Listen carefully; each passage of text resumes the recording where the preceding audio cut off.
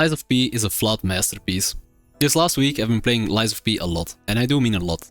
As of the time I'm writing this, I'm on New Game Plus 2 and I've done 2 out of 3 endings, with only the last part of the game set out to do for my third. It is unbelievable what a relatively unknown and small studio like Round 8 Studio and Neowiz Games have managed to accomplish with their first game in the genre.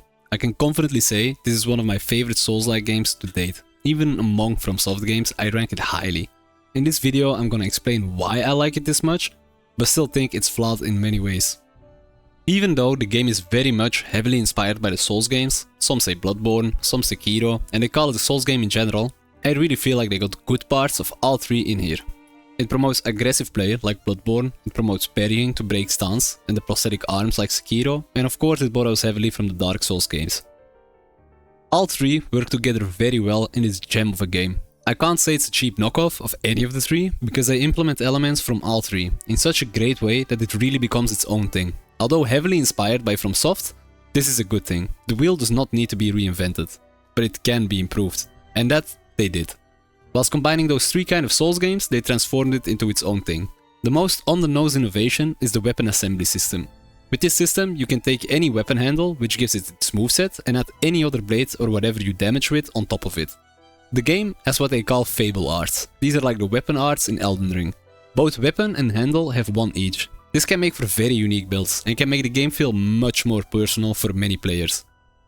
The P organ is another really cool addition to the formula, which makes it so you can inherently upgrade player character with various deeply impactful skills or upgrades. This is best compared to a skill tree. Although being hollowed is a thing in Souls and you can make choices in Sekiro, I feel like the humanity mechanic is still innovative, it can impact your ending, it gives you reason to try and 100% the game, and it's deeply woven into the story. Another innovation for me is how they deliver the story. Although this is a very subjective matter, of course, I absolutely love and adore this story. It's not as deep as the FromSoft games. Their lore is always just super expansive and honestly amazing, but it's delivered to you in a very direct way, although reading descriptions and found letters still add to the world. I was really into the story whilst playing the game.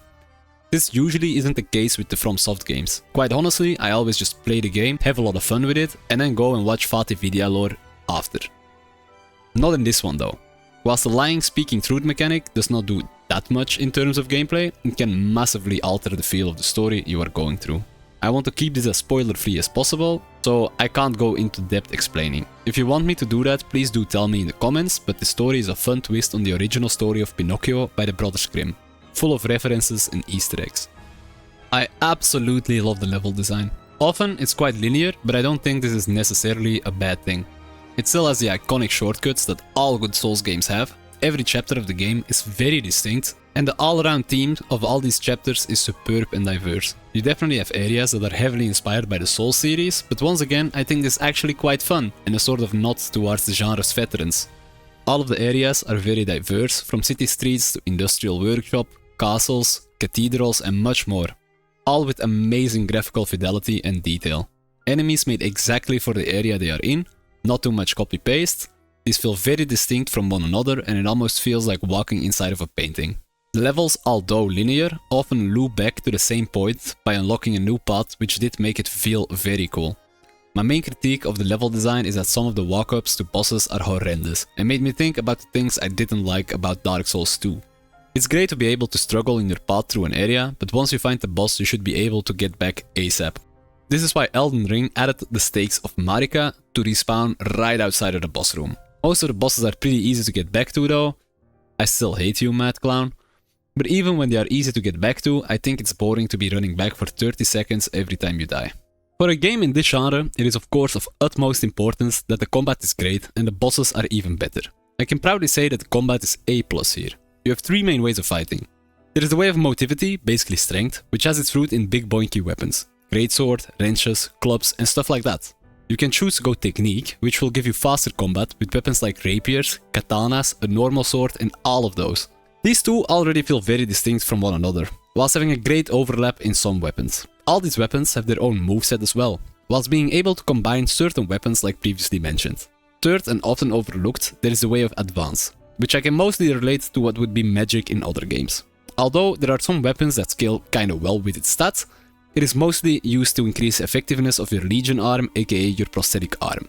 and to increase damage on throwables, mainly the elemental damage both of these can provide. I think advanced is by far the strongest option, although it is not really an option on your first playthrough. To really play advanced builds well, you will need to progress a lot through the game to get the most use of your Legion arm and P organs. On top of it, asking a lot of ergo, aka souls, to be able to buy all the throwables needed. Now we have that out of the way, I want to say that most of the pleb normal enemies on your path to bosses are great. Almost every enemy can be a real threat if you aren't careful, most feel very unique to their area, and there's even a sort of evolution in some of these progressing through the game. The mini-bosses are once again very distinct from all the rest of the opponents, and you will immediately notice if it is a mini-boss from first glance, even without a health bar like the bosses.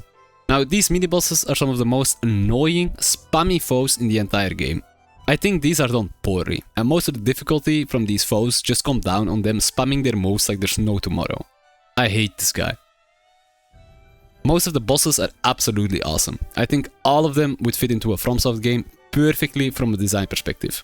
And this really is one of the highest praises I can give. Although every single boss, except maybe the starting ones, are really tough, I get a lot of enjoyment of learning their patterns, getting the timing right, and finally having that dopamine release of beating a truly hard opponent. Most of these are top tier in my opinion. I've seen a lot of hate on the delayed attacks these bosses bring out, but really this is just subjective, and I don't really care.